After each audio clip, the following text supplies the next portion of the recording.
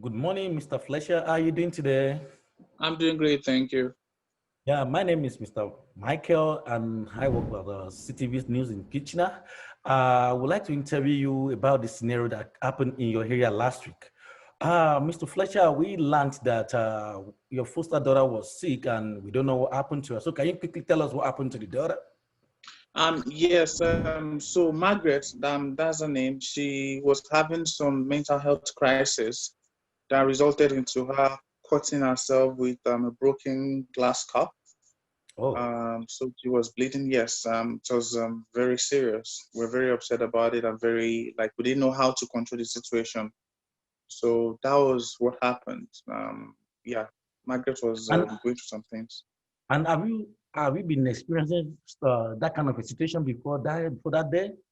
Not in that aspect. Although we know before we receive Margaret into care, we know she has some mental health challenges. She suffers from severe anxiety and panic attacks, and she's been taking her medication. She's been managing the symptoms well. But this is the first time she would react in such a manner. So. Oh, Mr. Fletcher, so when the situation was out of control, what did you do to help her? So at first we tried to make her calm and make her settle, but that didn't work. So we had to call the cops. So I did Okay. call the police officers to the scene, and they came. They came pretty much as soon as we got the call, like less than 2 minutes.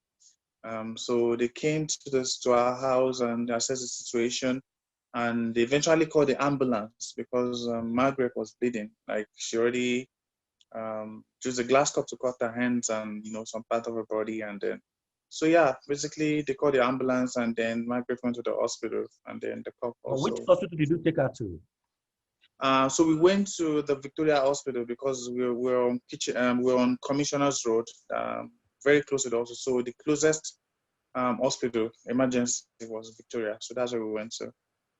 We learned that when you got to the hospital, the doctors refused to treat the treat Margaret. So what happened? Are doctors not on duty on that day or what?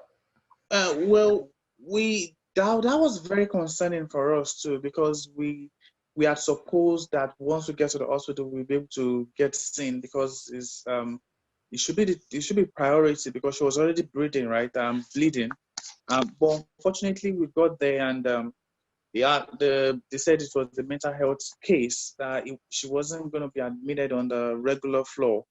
Although they did manage her bleeding, they gave her bandages and like treated her wounds, but it took us a long time to be seen by a doctor. I How many waited. hours?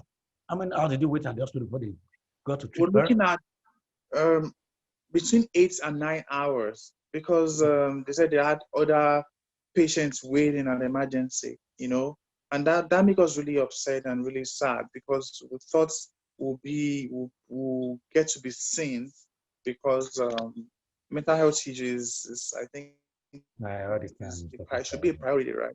Yeah. Yes. So Uh, so, Mr. Fletcher, what is the current situation of Margaret now? well, after waiting for that long, I came back home and I got a call from the hospital saying that she has eventually been seen by a doctor. So Margaret is currently on admission. She's an inpatient mental health there at the hospital. So I guess they are just doing some medication changes. Unfortunately, we can't visit because of COVID, Oh, because of the restrictions. So all we have to do every day is just call on the phone, maybe um, through a phone call or something. But we can still go once a while if the visit is scheduled. So she's eventually on admission right now at the hospital. oh, thank you, Mr. Fletcher. Thank you for giving us your time.